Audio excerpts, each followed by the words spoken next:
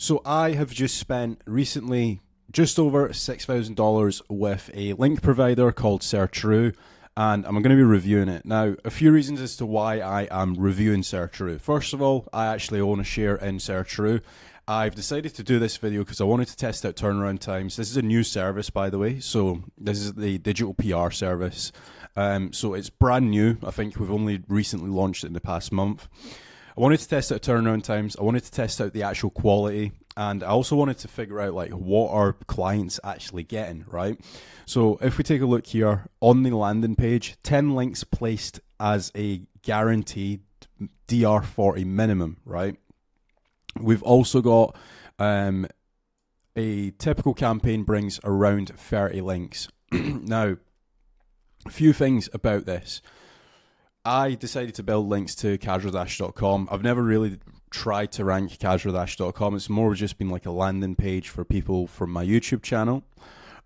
So the objective of this was I wanted as many links as I possibly could get through to casualdash.com. There's a lot of big players in the SEO space that I want to essentially reach to from my own website, and the best way that I could probably do that is with digital PR. So that was objective number one. The second thing that I wanted to do is build a lot of branded links. So a lot of links mention my own name because it's going after casualdash.com. I also wanted to get as many unlinked mentions, no follow links. And the reason for that is because it's link diversity. I didn't want just do follow links. I feel that there is definitely value in no follow links. I feel that there's definitely value in do follow links. I also feel that there's definitely value in unlinked mentions as well, which we'll go into in just a second. But on the grand scheme of things, they ended up getting me 34 links, some of which they are a little less than DR40, but as a total, they've got me 34 links for $6,200. So if we actually do the maths on that, so it's actually working out at $182 per link that I've actually placed. Now, if I was going to go and get like some guest posts, for example, I don't even think the guest posts are that cheap. Guest posts. So the guest posts start at $220. So if I was going to go and get 34 guest posts, bearing in mind that's just at the lowest tier, right? If we do 220 times 34, you're spending just over 7,480, right? Now, a couple things. So they've got me 2 links off Forbes. I actually done a quick search on Google by a link on Forbes, and these guys were like the top ones that actually had a price.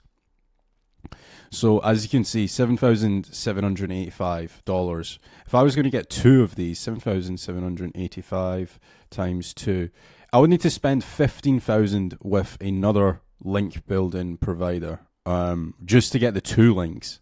These guys have got me 34 links in total. So just from that, it's well worth doing. Now, a few things. They've obviously got like if it's been linked, if it's only been mentioned. Like I've got like 3 links from MSN, I believe, right? And one of them isn't linked, but it just mentions my name. Like what I said, it's all about brand building right now. That's all I care about for the Casual Dash website. So even if it's just mentioning my name, it's still getting my name on the actual internet, so Google actually sees that Casual Dash is active on other websites. But there's like some absolute monster websites that they've got me listed on. So like Forbes being like 2, MSN again another really difficult link to get to acquire. Then you've got like Yorkshire Post, which again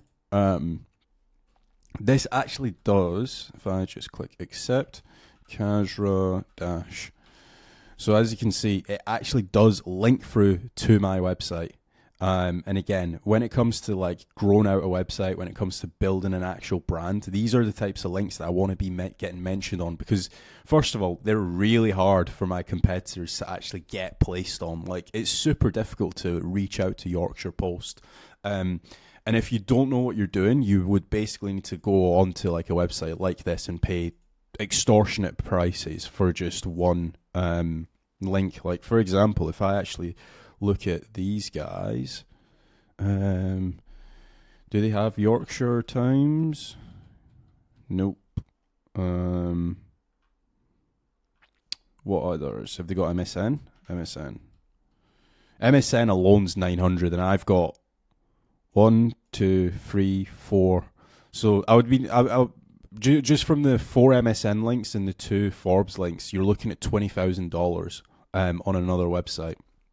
So that's definitely well worth doing. And I've not went through the entire list. I'm sure that if we were to do a side-by-side comparison against this other website, we're probably looking at about $30,000 worth of links that I've actually acquired for only $6,200.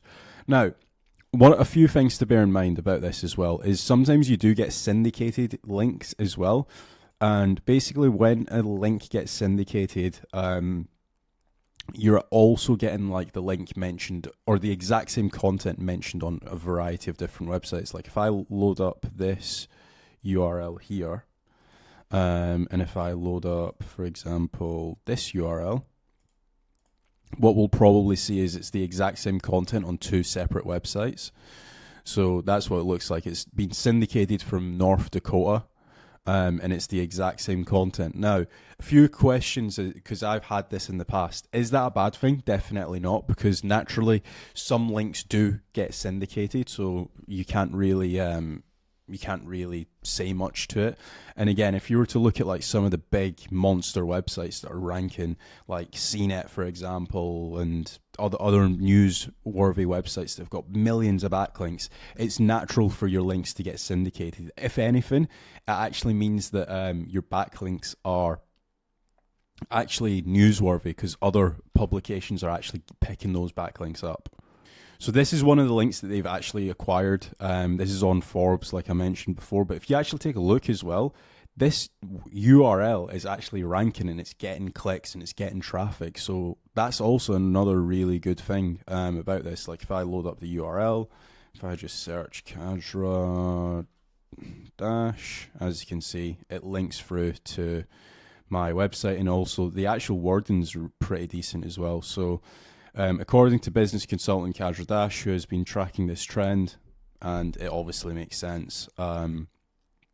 So there's all of these, and not only that, is in some cases this naturally has tier 2 links pointing through to it as well. So if I click on the backlinks, for example, you've got a load of links pointing through to your link as well, which again, it's pretty decent, this campaign. Like, this is going to help kickstart my website big time, mainly because I've never really done link building through to my website. This was just as a test, and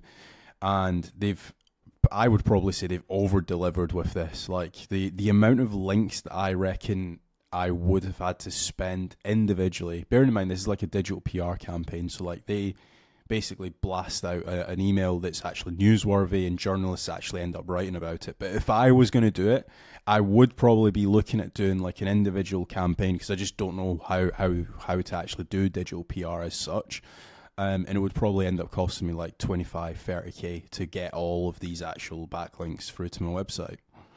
Now, a few things about this campaign. I understand that not everybody's going to have enough money to buy $6,500 or $7,000 worth of links. So if you wanted to actually do this yourself, you can do. Now, there's 2 tools that you obviously would probably want to get, or just one of the tools. So one of them is Cision, and basically what these tools do is that they have a database of journalists that you can actively report out to and send emails through to. So what I would be doing is either getting Cision or Prowly, and then you've got access to the actual email addresses of the journalists. So, for example, if you're in finance, for example, you can basically very quickly search up finance. So anybody that has spoken about finance in the last 90 days on any of these tools. And basically what that will do is it'll display a list of actual journalists. So, for example, we've got like art journalists. And then you've obviously got the name here. So Greg Jenner, you've got the actual email address. If you really wanted to stalk them, you could even phone them as well. Prowly does give you the telephone number. So you've got all of the actual journalists here. If I click through to, for example, finance, right? So you've got Andrew Sorkin, and he is a journalist on New York Times, so you could even Google his name up, and you could reach out to him. So even if you didn't want to pay for the tools, that's his social profiles there. You could reach him out. You could reach out to him on LinkedIn. You could reach him out to him on email as well. Now, another thing as well that's pretty important when it comes to digital PR campaigns, or just even link building is in general as well, is if you're going to be reaching out to all of these journalists via email, what you're probably going to want to do is be able to track if they have opened the email, be able to track if they have clicked any links on the email, and also be able to set up autoresponders as well. Like when it comes to pitching journalists, the biggest thing that I can also give to you guys is like a piece of advice is the fact that you need to do a lot of follow-ups as well. It's never just like, oh, here's my article, get it linked to me. Like for example, this one here, the guys at Searcharoo, they followed up 3 times just for that one link. They followed up 3 times to try and get that link to be actually linked to my website, not just a mention. Same with these, and also same with these. So 3, 6, 9, 12. They've sent out 12 emails to those 4 different 3, 6, 9, 12. Yeah, four of those websites got 12 emails. So just bear that in mind. You do need to actually warm up your emails. GMass is pretty decent for that. Like they allow for tracking. So if I'm sending out, let's say 200 emails to 200 journalists, for example, right? If I'm sending out to journalists to all of these, it allows for actual tracking. So you can see like if Andrew's opened up his email, if he has not replied, for example. So you've got all of that within here. You've also got, which again is pretty important, is GMass allows you to warm up your emails as well. So the benefits of warming up your emails is if you were to go and, if say for example you went and signed or got a Gmail, kajra.123@gmail.com, right? If you were to go and start sending out 200 emails to 200 journalists, you're very going to quickly going to get sent to their spam and their also promotions inbox. What you want to be making certain that you're actually doing is warming up your emails, so when you start to send out the actual emails to the list of 200 journalists, you're landing actually in their inbox. A few other things as well that you can actually do when it comes to that is there are spam trigger keywords as well that you can avoid in your main body content of your email. So I've just literally prompted ChatGPT, what are some spam keywords that I shouldn't include in my emails? Can you give me a list of 40 in the finance industry? And as soon as you start sending out content with any of these keywords, that's when Google's going to start triggering you. So, for example, credit card offers. If you're sending out 200 emails with that, very quickly Google might actually flag your emails as being spam. And when you're actually sending those emails out to the actual journalists, you are essentially going to get spammed, or you're potentially going to get blacklisted very, very quickly. So just bear that in mind. Now, there are certain things where it's like, oh, should I not? Like, for example, credit card was on this list. Let me just see if I can find it.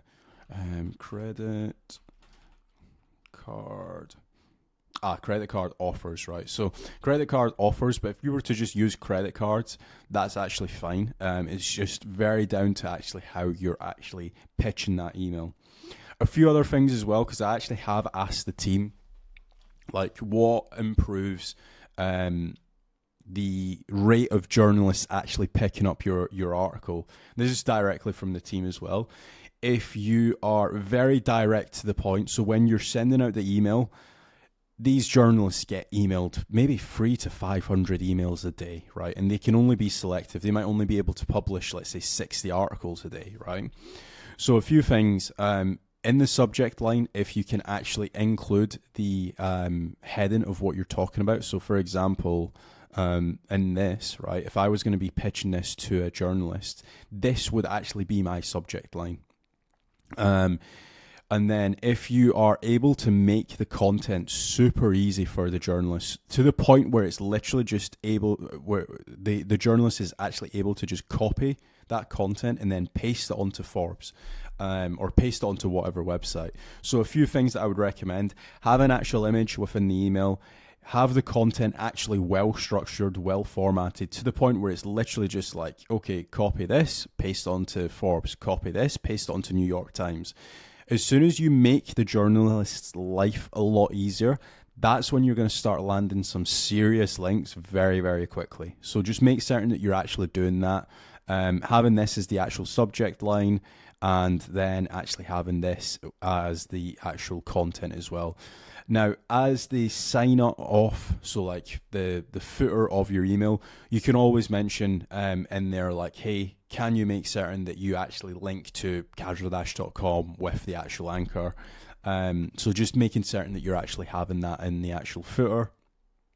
And then not only that, is if they don't link out to you the first time, like what I mentioned, a lot of these links acquired here, the Searcharoo team, they did actually reach out multiple times to actual vendors or to the actual journalists saying like, hey, you've used my article, can you potentially link out to casualdash.com? And 9 times out of 10, or a lot of times out of 10, they actually do end up linking out to your website.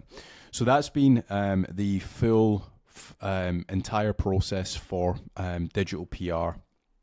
If you guys have any questions, feel free to drop them down in the comments. And as always, if you guys have enjoyed this video, please remember to leave a like and also subscribe. Thanks for watching.